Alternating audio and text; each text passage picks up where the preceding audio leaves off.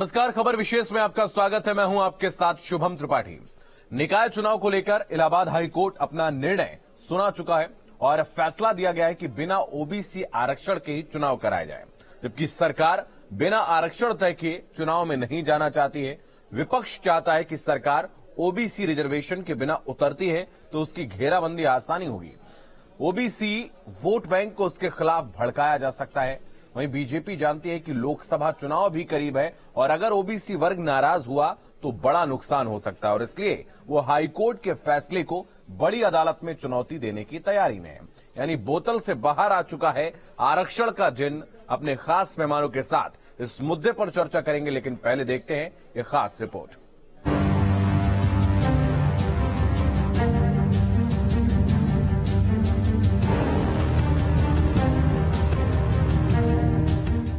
Allahabad high court की Lucknow bench के निकाय चुनाव पर निर्णय के बाद अब विपक्षी दल सरकार पर हावी हैं। विपक्षी दलों की दलील है कि बीजेपी सरकार पिछड़ा विरोधी है, इसीलिए वो ओबीसी रिजर्वेशन को लागू नहीं करना चाहती। विपक्ष की कोशिश सरकार को पिछड़ा विरोधी बताने की है।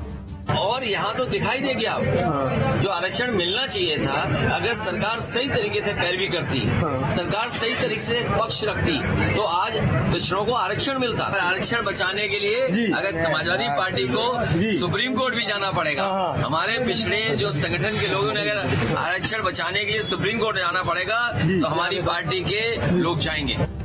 इस मुद्दे को लेकर एसपी विधानसभा क्षेत्रवार संविधान बचाओ आरक्षण बचाओ यात्रा निकालने की तैयारी भी कर रही है। इसके जरिए पार्टी पिछड़ों और दलितों को गोलबंद करने की कोशिश करेगी, लेकिन सरकार के डिप्टी सीएम एसपी की इस मुहिम का जवाब भी दे रहे हैं। समाजवादी पार्टी पिछड़ों की विरोधी पार्टी है, उसे पिछड़ों का दर्द नहीं है, वह पिछड़े के नाम पे राजनीति करना चाहती है। भारतीय जनता पार्टी पिछड़े वर्ग का आरक्षण सुनिश्चित कराने के बाद ही नगर निकाय का चुनाव कराएगी। स्पष्ट माननीय मुख्यमंत्री जी मैं स्वयं कह चुका हूं।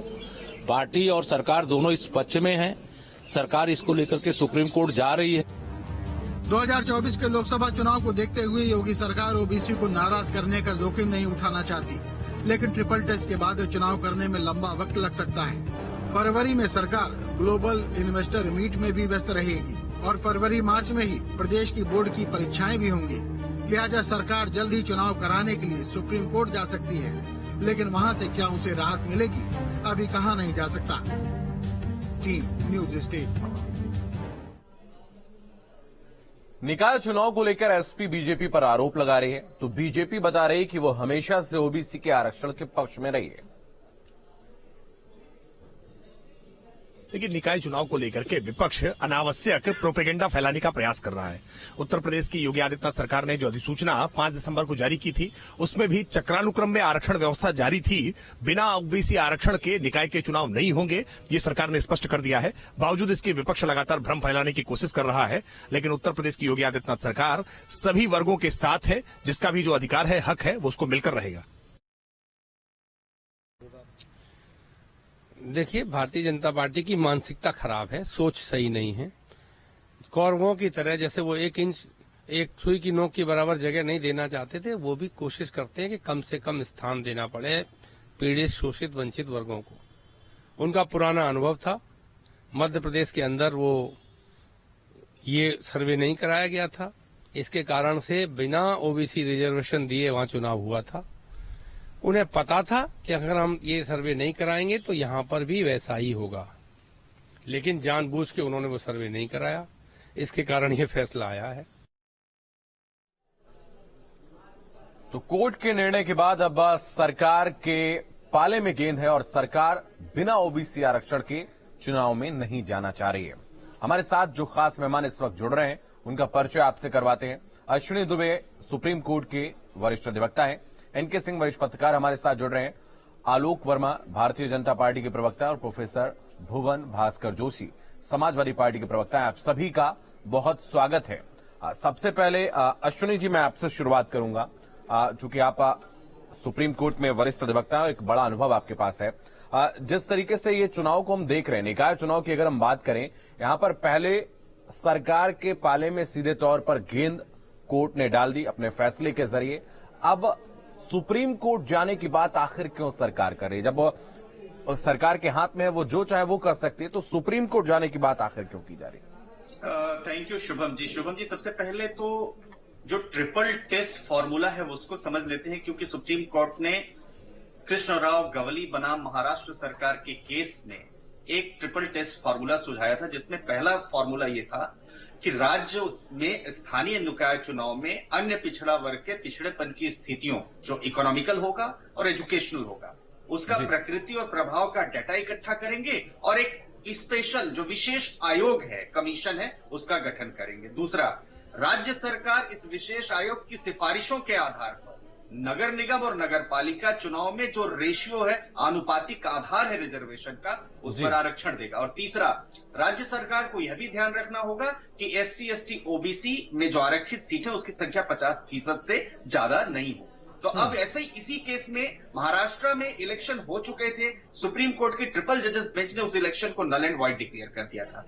मध्य प्रदेश में नगरीय निकाय चुनाव के भी हाल में ही संपन्न हुए, वहां भी सेम इसी रेशियो के आधार पर इलेक्शन हुआ। अब उत्तर प्रदेश को, क्योंकि ये सुप्रीम कोर्ट की जजमेंट थी, एक कानून है, सारे राज्य सरकारों को देश में जितनी है, चाहे वो उत्तर प्रदेश हो चाहे और कोई राज्य सरकारें हो, निकाय चुनाव में इस ट्रिपल टेस्ट फॉर्मूले का पालन करना है। तो सरकार की पहली जिम्मेदारी बनती थी तो आयोग का गठन करे, दूसरी जिम्मेदारी बनती थी कि जो स्टडी इंदिरा साहनी के केस में दी गई है उस स्टडी को कंप्लीट कर, तीसरी जिम्मेदारी बनती थी 50% से ज्यादा नहीं जाए तभी करे। तो इसलिए मैं समझता हूं कि हाईकोर्ट का जो जजमेंट है वो विधि सम्मत है, तर्क सम्मत है, न्याय संगत। अब दूसरा जो पहलू आता है कि सरकार किसी भी व्यवस्था में जो लैंडमार्क जजमेंट्स हैं, जो कॉन्स्टिट्यूशनल बेंच की जजमेंट्स है, उसकी सीमा को पार नहीं कर सकता है। इसलिए उत्तर प्रदेश सरकार का जो फैसला था वो उस जजमेंट के विपरीत था शुभम जी। और अगर इलाहाबाद लखनऊ बेंच का जो जजमेंट है, इसीलिए उसके आलोक में आया। सुप्रीम कोर्ट जाने से भी यही होगा, या तो उन 3 जजेस बेंच की जजमेंट को सुप्रीम कोर्ट ओवर रूल कर देगा,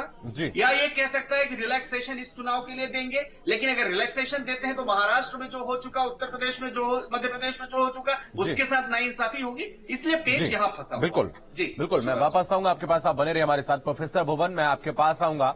सवाल यही कि जब सरकार ने स्पष्ट तौर पर यह कह दिया है कि बिना OBC आरक्षण के हम चुनाव में नहीं जाएंगे, मुख्यमंत्री का बयान आया, उप मुख्यमंत्री का बयान आया, तमाम बीजेपी के बड़े नेताओं का बयान आया, लेकिन उसके बावजूद अखिलेश यादव क्यों कह रहे हैं कि आरक्षण को खत्म कर दे रहे हैं, संविधान को ना मानने वाले हैं? क्या वजह है? क्या माहौल बनाने की कोशिश है? शुभम जी, आपको पता होगा कि जो सरकार की जो जिम्मेदारी थी, सरकार अच्छे से होमवर्क करके अपने प्रशासनिक अधिकारियों को आदेश करके इस आरक्षण की व्यवस्था को ठीक ढंग से लागू करती, ये सरकार का फेलियर है। इसी को हमारी बात माननीय अखिलेश यादव जी ने सरकार को पहले भी आगाह किया कि चुनाव के समय में सरकार के जो मंत्री हैं वो पर्यटन में लगे हुए हैं, सरकार पर्यटन में। निश्चित तौर पर अखिलेश यादव जी ने सरकार को पहले भी आगाह करने का काम करा। और मैं कहना चाहता हूँ आपके चैनल के माध्यम से, जो अधिवक्ता हमारे जो साथी हैं उनकी बात को हम सुन पा रहे थे, क्योंकि मैं भी कानून का विद्यार्थी हूं, मैंने उनके विषय को बहुत गंभीरता से सुना।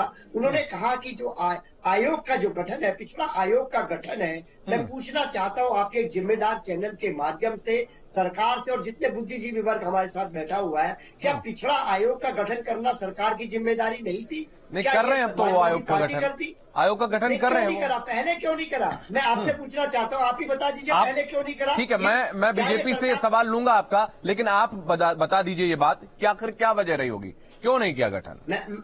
मैं आपको बता रहा हूँ, जो डॉक्टर भीमराव अंबेडकर साहब ने हमें जो संविधान दिया, निश्चित तौर पे भारतीय जनता पार्टी पिछड़ों के आरक्षण को खाना चाहती है। निश्चित तौर पे ये ठीक है। अब हम इस पर जवाब ले ले रहे हैं इस पर बीजेपी से आलोक वर्मा हमारे साथ जुड़े। आलोक जी, ये बड़ा आरोप है, उन्होंने कहा कि संविधान को खत्म करना चाहते हैं, OBC आरक्षण के खिलाफ हैं। ये आरोप समाजवादी पार्टी लगा रही है। नहीं, कहा उत्तर प्रदेश में कभी समाजवादी पार्टी का राज रहा नहीं। मुझे लगता है कि उत्तर प्रदेश में इससे पहले भी इसी तरीके से चुनाव होते रहे हैं। निकाय चुनाव का जो फार्मूला अपनाया जाता रहा है, जो सर्वे भारतीय जनता पार्टी के शासन में हुआ, वही समाजवादी पार्टी के समय में भी होता था, बसपा के समय में भी होता था। जो कायदे पहले अपनाए जाते थे, जो 27% आरक्षण पहले दिया जाता था, वही इस बार भी हुआ। परिवर्तन कहीं कुछ नहीं हुआ। जो समाजवादी पार्टी के शासन में, वही बसपा के शासन में, उससे पहले भी यही हुआ। वही फार्मूला, वही कायदा, वही तरीका भारतीय जनता पार्टी के समय में भी अपनाया गया। हालांकि कुछ लोग कोर्ट में गए, कोर्ट ने जो फैसला दिया उसमें सरकार ने भी साफ साफ कह दिया है कि पहली बात हम अपील करेंगे, दूसरी बात हम अगर कोर्ट ने कहा है आयोग बनाने को तो हम आयोग भी बनाएंगे, हमें कोई हिचकिचाहट नहीं है, बिल्कुल आयोग बनाएंगे। तीसरी बात, जो रिपोर्ट निकल के आएगी उसी के बाद ही निकाय चुनाव होगा।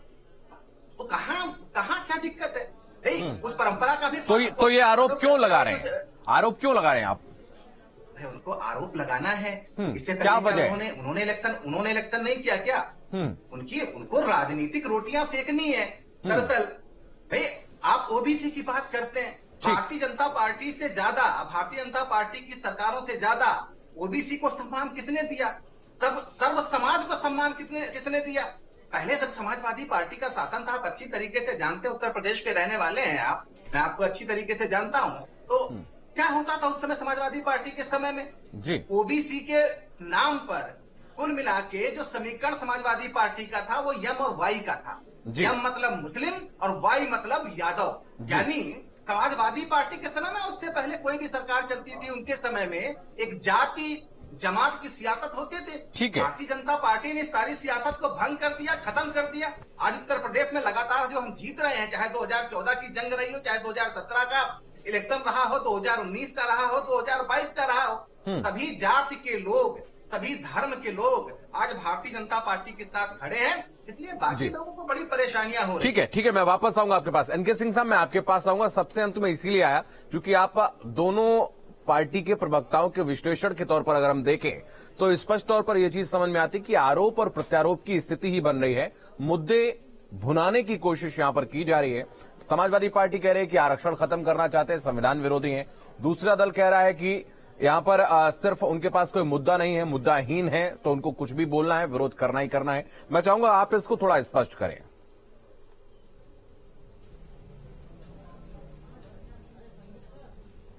मुझे लगता है कि इंटेंशन से ज्यादा शुभम इसमें सरकार की बेवकूफियां रही हैं। मुझे नहीं लगता कि इंटेंशन इतना खराब होगा कि एक कॉन्स्टिट्यूशनल क्राइसिस पैदा कर दे।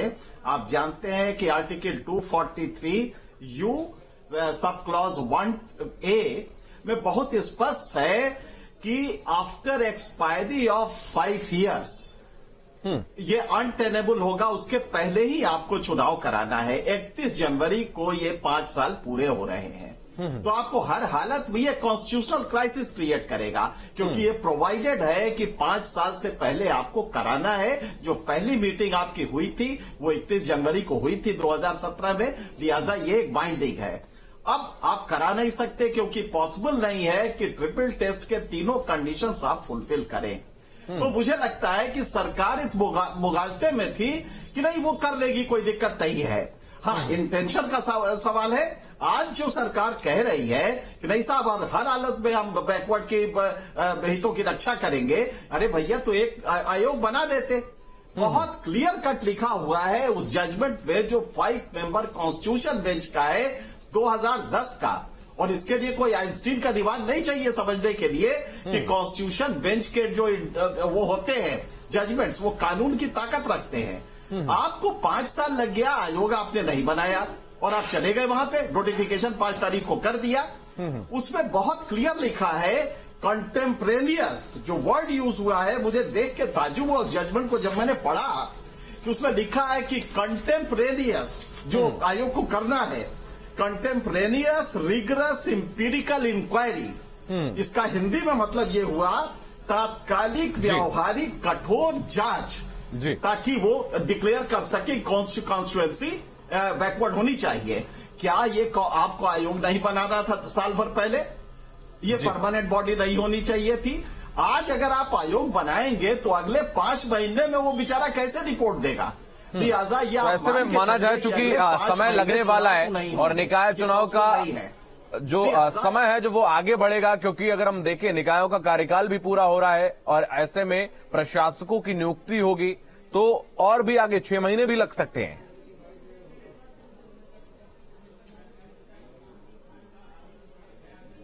सुबह मुझे बड़ा स्पष्ट लिखा हुआ है, ये जो 86 पेज का जजमेंट है हाई कोर्ट का, उसमें लिखा हुआ है, मेरे ख्याल से अगर मैं भूल नहीं रहा हूं तो शायद 68 है या ये पॉइंट, उसमें लिखा हुआ है कि अगर आप ये चुनाव नहीं करा पाएंगे तो फिलहाल ये कीजिए कि रोजाना के काम के लिए डिस्ट्रिक्ट मजिस्ट्रेट की सदारत में एग्जीक्यूटिव ऑफिसर जो नगर लोकल बॉडी का हो उसको लेके और एक नॉमिनेटेड मेंबर लेके 3 मेंबर की कमेटी रोज के काम सफाई धुलाई ये सब जो होता है ये करवाए, ये भी उसमें सजेस्ट कर दिया गया है।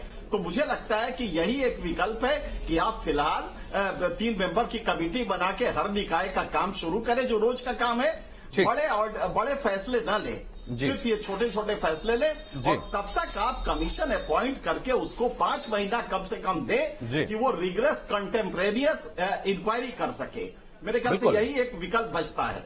बिल्कुल, तो ऐसे में समय बढ़ सकता है क्योंकि अभी बोर्ड के एग्जाम भी होने वाले हैं, तो ऐसे में प्रशासन एक साथ करवा पाएगा, ये चुनौती पूरी कर पाएगा, ये देखने वाली बात होगी। अश्विनी जी, मैं आपके पास आऊंगा। जैसा कि आपने बताया कि अगर सरकार सुप्रीम कोर्ट जाती है तो या तो सुप्रीम कोर्ट इसी फैसले को कंटिन्यू कर दे या फिर अगर कोई रिलैक्सेशन दिया जाता है तो बाकी राज्यों में जो सरकार का ऑर्डर था, सुप्रीम कोर्ट का जो ऑर्डर था, माफ कीजिएगा, तो उसमें क्या नाइंसाफी उनके साथ नहीं होगी? ऐसे में क्या उसको भी चैलेंज दिया जा सकता है? बिल्कुल शुभम, आपने बहुत ही वैलिड क्वेश्चन रेज किया है, क्योंकि विकल्प की बात या सुप्रीम कोर्ट की जजमेंट के बजाय थोड़ा बहुत लेफ्ट राइट सेंटर लेने की जो बात चल रही है वो तब चलेगी जब सुप्रीम कोर्ट अपनी उस जजमेंट को by virtue of an order amend करेगा। अब यहां जो जुडिशियल प्रोप्राइटरी होती है वो ये होती है कि टॉप कोर्ट की जजमेंट देश भर की सारे अदालतों को मानना होता है। मध्य प्रदेश में अगर हम देखें और महाराष्ट्र के केस में देखें तो किसी भी तरह से रिलैक्सेशन उन राज्यों को नहीं मिला जी। अब उत्तर प्रदेश के केस में जो वाया मीडिया सजेस्ट भी किया गया, मान के चलिए, तो क्या वो सुप्रीम कोर्ट की जो ट्रिपल जजेस बेंच की जजमेंट है लेड बाय जस्टिस खानविलकर, उस जजमेंट के एवज में जो कृष्ण गवली की जजमेंट है उस केस का क्या वायलेशन नहीं होगा जो कृष्णराव गवली की जजमेंट का है? दूसरा पॉइंट 2, अगर मान लीजिए वैकल्पिक व्यवस्था में ऐसा कहते भी है कि हमने रैपिड सर्वे करवाया, तो जजमेंट कहीं रैपिड सर्वे की बात नहीं करती। वो सुप्रीम कोर्ट की जजमेंट साफ तौर पर एक बात कहती है कि आप निकाय का गठन करके आर्थिक और शैक्षणिक आधार पर पिछड़ा वर्ग के पिछड़ेपन की स्थिति का डाटा कलेक्ट करेंगे और उसके आधार पर आप जो है राज्यों का बंटवारा करेंगे। तो जो अपीजमेंट की पॉलिटिक्स खासतौर से रिजर्वेशन के परव्यू में की जा रही है वो, और साथ ही साथ जो इंदिरा साहनी की जजमेंट और नागराज की जजमेंट है जिसमें साफ तौर पर कहा कि किसी भी परिस्थिति में 50% से जातिगत आरक्षण नहीं भरना चाहिए। यहाँ ईडब्ल्यूएस को लेकर नहीं आने की जरूरत, जातिगत आरक्षण किसी भी तरह से 50% से SC ST OBC का नहीं बढ़ना चाहिए। तो मैं समझता हूं कि किसी भी परिस्थिति में आर्टिकल 243 की अगर हम बात करें 5 वर्षों में इलेक्शन होना जरूरी है, लेकिन इन द मीन टाइम अगर सुप्रीम कोर्ट की जजमेंट का पालन नहीं होता है तो उस परिस्थिति में सुप्रीम कोर्ट एक टाइम पीरियड फिक्स कर सकती है कि इस पीरियड में आप डाटा कलेक्ट करिए और उसके बाद करिए, नहीं सबको जनरल मान के इलेक्शन करवा दीजिए, जहां जिसकी संख्या होगी उस हिसाब से वहां पर इलेक्ट होंगे लोग। बिल्कुल, तो जहां जिसकी संख्या होगी उस हिसाब से उनका इलेक्ट वहां पर होंगे लोग, लेकिन उसके राजनीतिक समीकरण कहीं ना कहीं बदलते नजर आएंगे। वापस आऊंगा आपके पास। आलोक जी, मैं आपके पास आऊंगा। तमाम सवाल लगातार एक के बाद एक खड़े हो रहे हैं और उसके जवाब से आप भाग भी नहीं सकते हैं। क्या अगर ऐसी वजह रही कि आयोग का गठन नहीं किया गया? मैं शुभम वही बात दोबारा कहूंगा जी, इस प्रदेश में जो परंपरागत तौर पर हो रहा था इससे पहले भी जो हुआ था, जब हमारी सरकार नहीं, हम तो 19 मार्च 2017 को भी एसपो आए, इससे पहले भी दूसरे दलों की सरकारें थी, जो उत्तर प्रदेश में 27% आरक्षण देने की निकाय चुनाव में जो परंपरा चल रही थी, जो जिस तरीके से हम आरक्षण दे रहे थे उन्हीं नियमों का, उन्हीं कायदों को हम फॉलो करते रहे हैं, कर रहे थे। इसमें 7 अप्रैल 2017 को एक नोटिफिकेशन जारी हुआ था, उसके बाद रैपिड सर्वे हुआ। रैपिड सर्वे के आधार पर हमने जो है ये बात कही कि हम किसको कहाँ पे महिलाओं का आरक्षण होगा, कहाँ पे SC ST का होगा, कहाँ पे OBC का होगा। हालांकि अदालत में मामला गया, हमने अदालत में भी अपनी बात रखी, अदालत संतुष्ट नहीं हुआ, उसने जो फैसला दिया वो आपको मालूम ही है। अब हम निश्चित रूप से इस पे अपील करेंगे, सुप्रीम कोर्ट में जाएंगे। सुप्रीम कोर्ट क्या कहता है, जिस तरीके से सुप्रीम कोर्ट कहेगा या फिर अभी हाई कोर्ट अगर कह रहा है कि ट्रिपल T के आधार पर हम एक आयोग बनाए, आयोग पिछड़ेपन की जो मात्रा आके समझे और उसके बाद जो रिपोर्ट दे, उसके बाद जो है चुनाव हो तो उसके आधार पर भी हम जाएंगे, लेकिन फिलहाल हम सुप्रीम कोर्ट जा रहे हैं, सुप्रीम कोर्ट में अपनी बात रखेंगे और जो बातें हमने हाई कोर्ट में रखी है सुप्रीम कोर्ट में भी उसको लेकर के जाएंगे और जो फैसला सुप्रीम कोर्ट का होगा उसके आधार पर हम आगे लेकिन बढ़ेंगे। क्या बिल्कुल इस प्रोसेस में क्या आप मानते हैं कि एक वक्त लगने वाला और वो वक्त कहीं ना कहीं जनता के लिए हितकर नहीं होने वाला है? अभी क्या होगा अभी हम कैसे बता सकते हैं। निश्चित रूप से सुप्रीम कोर्ट में जाएंगे। मुझे लगता है एक दो दिन के अंदर आयोग का भी गठन हो जाएगा, सुप्रीम कोर्ट में भी हम जाएंगे। सुप्रीम कोर्ट में सुनवाई लंबी चलेगी और उस पर तुरंत फैसला आ जाएगा या कोई राहत देगी, ये तो कोर्ट के फैसले के बाद ही पता चलेगा। ठीक है, वापस आऊंगा आपके पास। एनके सिंह साहब, मैं आपके पास आऊंगा। ये तो प्रोसेस की बात हो गई, लेकिन अगर हम इसके राजनीतिक मायनों की बात करें तो क्या कुछ होने वाला है? क्योंकि ओबीसी आरक्षण के बिना अगर सरकार जाती तो निश्चित रूप से लोकसभा के चुनाव में नुकसान होता, ये साफ तौर पर सरकार को स्पष्ट नजर आ रहा था। और ऐसे में ये बयान भी सामने आया कि बिना ओबीसी आरक्षण के नहीं जाएंगे। लेकिन जो एक मैसेज देने की कोशिश समाजवादी पार्टी कर रही है, लगातार एक के बाद एक बयान आए कि पिछड़ा विरोधी है। उसके बाद शिवपाल यादव का ट्वीट मैंने देखा, उन्होंने कहा कि अगर जिस तरीके से आरक्षण को लागू कराने में जितनी संघर्ष करने पड़े उससे ज्यादा भी अगर करना पड़े तो हम करेंगे, जमीन पर उतरेंगे।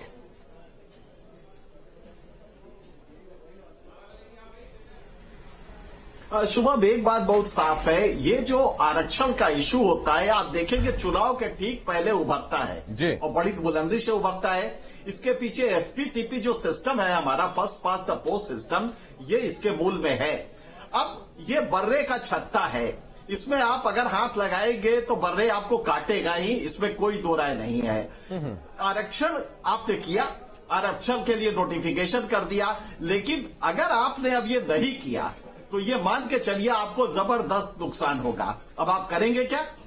अगर आपने नोटिफिकेशन 5 तारीख को किया था तो वो बैड इन लॉ था, क्योंकि आपने जो कमीशन, पहली कंडीशन है सुप्रीम कोर्ट के कॉन्स्टिट्यूशन बेंच की, आपने वही नहीं फुलफिल किया कि कमीशन अपॉइंट करे, तो आपका इंटेंशन डाउटफुल हो गया।